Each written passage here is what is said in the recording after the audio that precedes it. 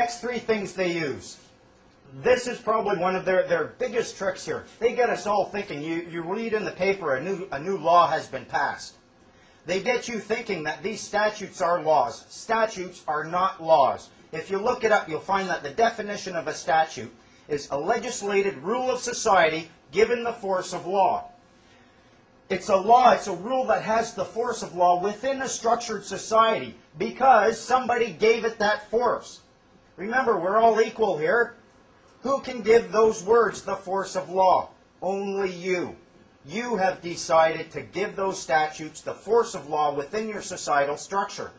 A society, if you look at the definition of that, it's a number of people joined by mutual consent to deliberate, determine, and act for a common goal.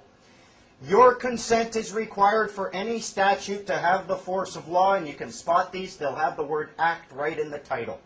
Point out the word act to any government agent asking or claiming authority over you. Say, what exactly does that word right there mean? And you will be 2 steps away from consent. Consent is not assent. You don't have to make a positive affirmation in order for them to achieve consent. Your silence and inaction will raise the appearance of consent. Every time there is an election, within 30 days, your MLA, your MP, will send out to every address, every residential address, "Hi, your new representative." If you don't call her back within 30 days and say, "No, you're not. Sorry, you're fired," she has achieved the consent she needs or he needs to act as your representative. Consent can be achieved when you do nothing. My first book was called Registration Application Submission Means Drop 'em, Bend Over, and Don't Expect Lube, How the Government Really Gains Power. I was angry at the time and big on long titles. These 3 words is how the government has been getting authority over us. Registration, application, submission. All of the power they have over you is because you have put your signature on a document with 1 or 2 or 3 of these words. The word registration. What does it mean? I thought I'm just putting my name down. Nuh-uh. Historically, it goes back hundreds and hundreds of years to an act of a ship's captain signing over his ship and all chattel contents to the harbor master for safekeeping. Chattel contents included the slaves, the condemned, those in debt. Anything that could be party to a contract essentially was considered chattel property. Application. Oh, when I found this one out, I was like, oh my goodness, I'm telling. Application. Application means to beg. To beg, plead, petition, implore, entreat, or request. I was like, beg? I started looking at the assumptions. If you want to look at a word and figure out what this word, what effect this word is going to have on your life, you need more than just the definitions. You need to look at the assumptions that this definition rests upon, and then you need to look at the implications created. The assumptions created by begging. He who begs knows exactly what they're begging for. Well, mind you, one time in Toronto, I had a woman ask me, "Can I have anything?" But for the most part, someone's begging, they know exactly what they're begging for. They know exactly what they are willing to give up for it. They are acknowledging the authority to grant. Or if it doesn't exist, they're willing to create it through transference. If you beg me to take your shoe off and scratch your toe for you, maybe then I would have the authority to do that. Prior to you begging me to take your shoe off, I try touching your property, you can kick me in the teeth.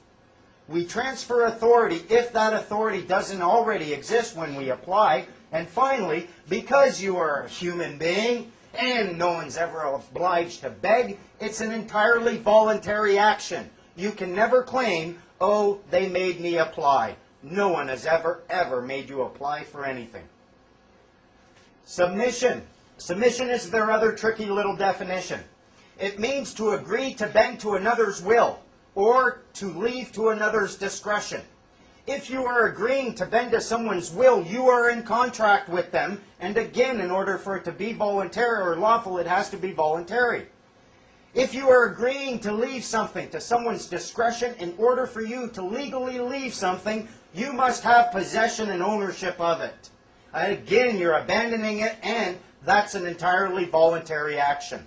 They get all their power when you put your signature, which is evidence of an oath, on a document with the words registration, application, submission. They do it with everything. You want to register your kids, what are you going to do? You're submitting an application for registration. You want to register your vehicle with the motor vehicle branch. You're submitting application for registration. You want to register your real property, submitting application for registration every time. And that's why the lawyers got it. They're in all the power. You came to them and begged. Next one, please. A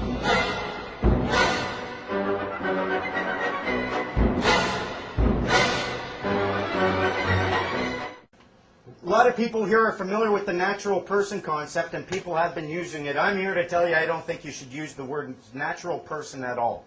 If you look at the definition of natural person, it tells you a natural person is a human being who has the capacity for rights and duties. If you tell me that you have the capacity for rights and duties and I'm a government agent, you label yourself as a natural person, a human being with the capacity for rights and duties, who am I to deny you your rights and duties? In Canada, the moment you define yourself as a natural person, they have an obligation to give you your rights and duties. Imagine you're going up to a bar, you got say a pint glass. You go up and you say, hi, boom, you're presenting your beer. They then top it up because you've got a right to present it. Once you do that, they have a duty to top it. When you call yourself a natural person, you're presenting your empty beer, you're telling them top it up. There's a very big difference between being a human being who has the capacity for rights and duties and a human being who has the ability to choose to have the capacity for rights and duties. We want to be the ones who choose. It's the difference between walking up to the bar with your pint glass upside down and they can't pour anything in it. And they say, turn your glass over. No, I don't want your stinky beer. Next one. Common law right to travel. Well, a lot of the things that they get us with, they've got us believing that in order for us to exercise some of our most fundamental human rights, we have to engage in contract with them. We want a license, we have to go submit an application for a license. What's going on? Fact is, you have the common law right to travel. You can get out on that highway in a privately owned automobile, travel from point A to point B. As long as you're not engaging in commerce on the highway, there is not one thing unlawful about it. I have audio tape somewhere I got to find of a head lawyer in ICBC. I asked him flat out. I said, is there anyone in your organization with a bar card who's willing to swear under oath and on their full commercial liability that the common law right to travel no longer exists in British Columbia? His response was, no, it's there. And you give it up every time you go and you register your motor vehicle. You are not obliged to register your motor vehicle. If you do, you're signing over partial ownership of it to the state.